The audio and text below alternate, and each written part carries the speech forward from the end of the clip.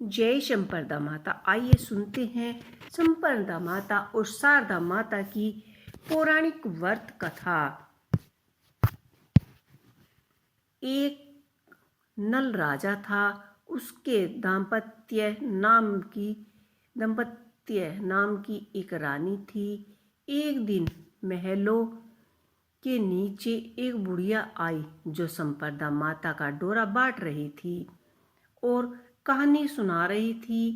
वह वहां पर बहुत भीड़ हो रही थी। सब औरतें डोरा ले रही थी। रानी ने ऊपर से देखा और दोस्तों से बोली कि नीचे देखकर आ, किस चीज की भीड़ लग रही है। तो वह देखकर आई और बोली कि एक बुढ़िया संपदा माता का डोरा बांट रही है जिससे धन लक्ष्मी होती है।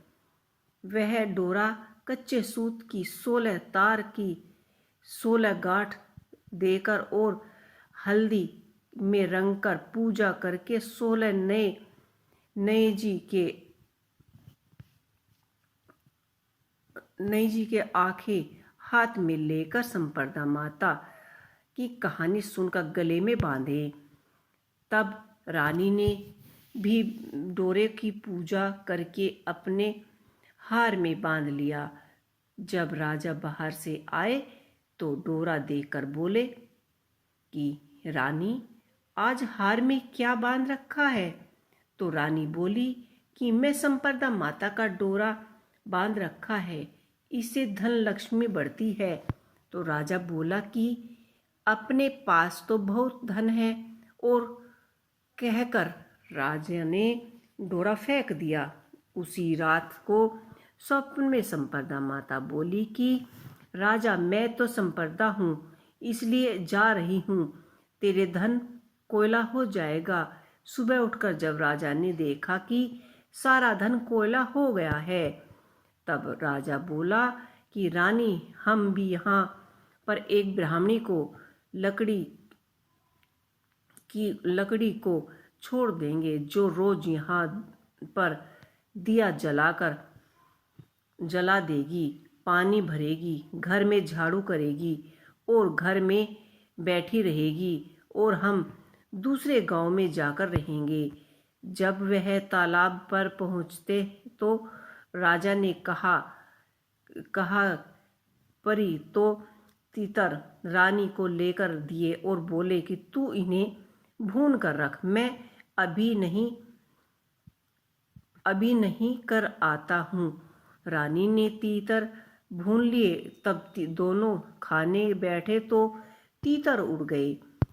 तो राजा रानी अपनी बहन के यहाँ पहुँचे। बहन ने उन्हें पुराने घर में ही ठहरा दिया। राजा रानी बहन के घर में गए तो वहाँ बहन के सोने का बछड़ा बछड़ी पड़ा था। वह जमीन खा गई। तो राजा रानी से बोले कि यहाँ से चलो, नहीं तो अपने सिर चोरी का इल्जाम लग जाएगा। तब राजा रानी वहाँ से भी चल दिए। वहाँ से राजा के दोस्त के गए तो उन्हें पुराने महल में ही ठहरा दिया गया। वहाँ पर गए तो वह 1.25 करोड़ का हार खूंटी निगल रही थी। वहाँ पर मोर बना था, वह हार निगल गया। तब राजा रानी बोले कि यहाँ से भी चलो, नहीं तो अपने सिर हार की चोरी भी लग जाएगी। तो रानी बोली, किसके घर जाने की वजह, जंगल में लकड़ी काटने के लिए चलते हैं, काट कर बेचेंगे, हम अपना पेट भर लेंगे। वह एक सूखे बगीचे में जा पहुँचे तो बाग हरा हो गया। बाग का मालिक बहुत खुश हुआ।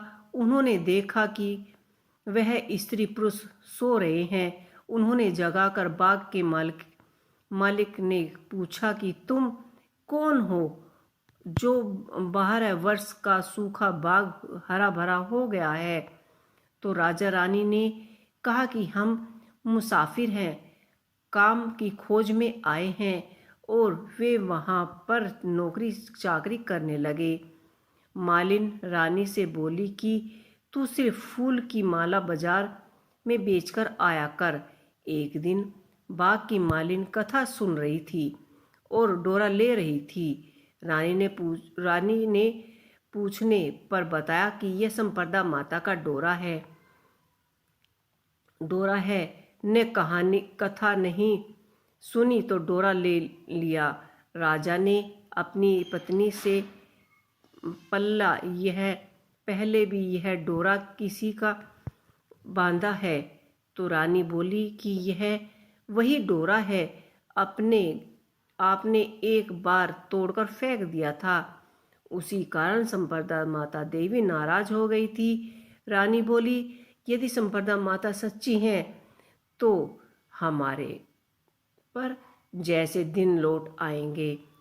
उसी रात राजा को पहले की तरह सपना आया और एक स्त्री कह रही थी कि मैं जा रही हूँ, दूसरी कह रही थी कि मैं वापस आ रही हूँ। राजा ने दोनों के नाम पूछे तो आने वाली ने अपना नाम लक्ष्मी बताया और जाने वाली ने अपना नाम दरिद्रता बताया। तो राजा ने पूछा कि मुझे पता कैसे चलेगा कि संपदा माता बोली कि जब सुबह कुएं से जल भरने जाओगे तो पहली बार जो निकालोगे, दूसरी बार में हल्दी का गट्ठा और तीसरी बार में कच्चा सूत निकलेगा। संपदा माता ने उन्हें खूब सारा धन दिया। फिर राजा रानी बोले कि अब हमारे 12 वर्ष पूरे हो गए हैं और अच्छे दिन आ गए हैं, इसलिए हम अपने घर जा रहे हैं। तब मालिन ने कहा कि तुम अपने घर खुशी खुशी जाओ। उन्हें बहुत सारा धन दिया। वहाँ से वह अपने दोस्त के यहाँ पहुँचे तो राजा ने उन्हें अपने नए महल में ठहराया और फिर राजा बोला कि हमें वहीं पर ठहराए दो जहाँ पहले ठहराया था। वह जाकर देखा तो जो हार खूंटी निकल रही थी वो हार वापिस से निगल छोड़ रही है। वे समझ गए कि ये वही तीतर है जो उड़ गए थे। वहाँ से राजा रानी अपने महल की तरफ चले गए तो देखते ही देखते दरवाजे टेढ़ा हो गया था, वह ठीक हो गया। सोने की झारी आ गई, दातन हरी हो गई और ब्राह्मण की बेटी दीपक जलाने के लिए छोड़ गई थी। उसने अपने धर्म की बेटी बना लिया। उसको बहुत सारा धन देकर वहाँ से विदा किया और रानी ने संपदा माता का उज्जवल किया। 16 ब्राह्मण जिमाए, 16 चीज़ों का दान दिया, हलवा पूड़ी की रसोई बनाई। हे संपदा माता, जैसे पहले राजा से रूठी वैसे ही किसी से मत रूठना। राजा को वापस वैभव दिया वैसे ही सबको देना। बाद में विनायक जी की कहानी भी आप अवश्य सुने। बोलिए संपदा माता की जय।